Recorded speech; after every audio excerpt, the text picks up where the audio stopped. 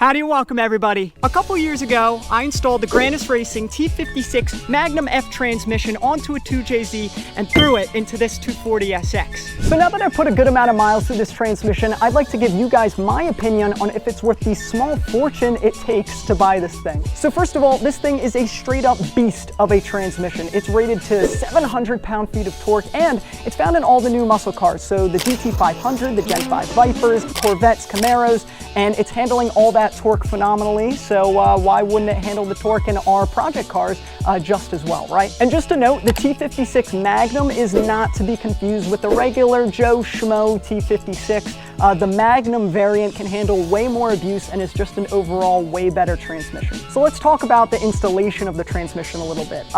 Obviously, everybody, it's going to be a little bit different cars and whatnot, but at least on the 240, it went very smoothly, and Grannas Racing really hooks you up with every single thing that you need. So the only real difficult part on the install for the 240 particularly was the transmission tunnel on this car is way too small for the T56. So I spent a ton of time using a sledgehammer and various other types of hammers to bang out that transmission tunnel in order to get this transmission to fit. So one thing Grannas Racing offers that I wanted to note right here that I use is it's called like the Bluetooth speedometer calibration harness or something like that, and it's this really intuitive way of hooking up these speed sensors on the transmission, and they output to the speedometer on whatever your car is. So in this case, the speed sensors go to my OEM 240SX cluster, and that allows me to have my speedometer reading the correct speed, which is not something that you see on swapped cars like this. So that's something that's, just those little touches I think make a huge difference. So how does the transmission feel? The best way I can describe it is that it feels like a part that is just never gonna break. It feels like it can take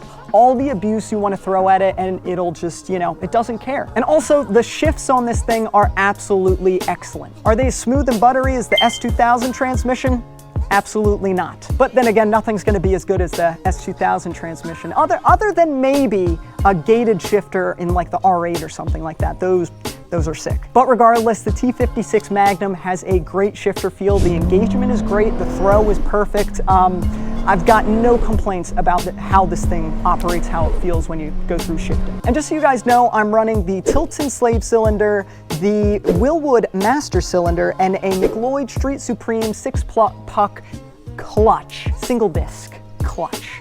I think I said it all there.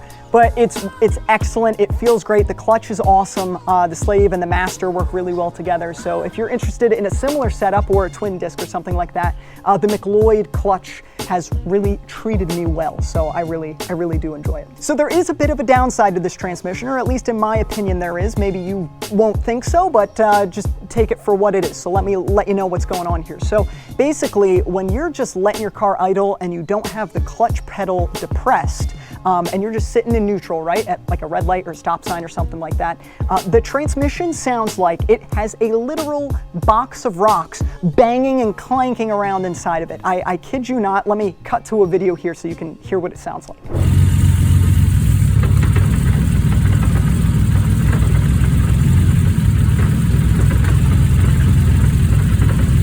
Yeah, I thought my transmission was absolutely destroyed when I first heard this. When I started the car for the first time, I was mortified, but I reached out to Joel at Grannas Racing. He's the owner, really cool guy. He's let me know that this is completely normal for this transmission. There's some loose tolerances because this is more of a stout transmission.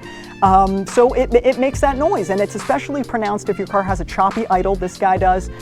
So it's a little bit more pronounced than if you have a smoother idle, just because there's kind of that lash going back and forth between the gears there. So anyway, it's just me. I personally don't like it too much because it annoys me just a little bit, especially at first I thought the transmission was broken. But if that doesn't bother you because, race car and all that, then there you go. It doesn't bother you. But I've gotten, I kind of ignore it at this point, so it doesn't bother me much anymore. But yeah, just wanted to note that for you guys. So the gearing on this transmission, I think it is perfect, at least in the 240SX with the stock rear end. I think it's a 4.08 final drive, if I'm correct. I may be wrong there, but it works great in this car.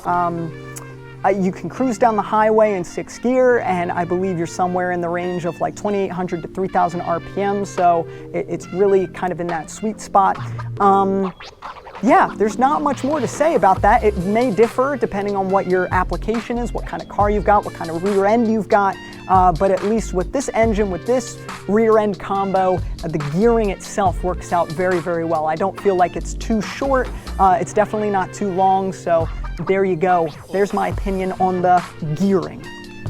And one last thing I wanted to note here is that when this transmission is cold, like I'm talking middle of winter, icicles forming on your nostrils cold, it is an absolute bear to drive. It's got something to do with the transmission oil needing to get up to temperature before it really feels smooth. Up until that point, it's kind of clunky, if that makes sense. But you're probably not even gonna be driving your project cars in the dead of winter anyway, so maybe it's not even that much of an issue, but I have found like in the January time frame here in Pennsylvania, it's clunky. It's clunky for a good like 10 minutes until you get up to temperature there. So yeah, there you go. That's my opinion.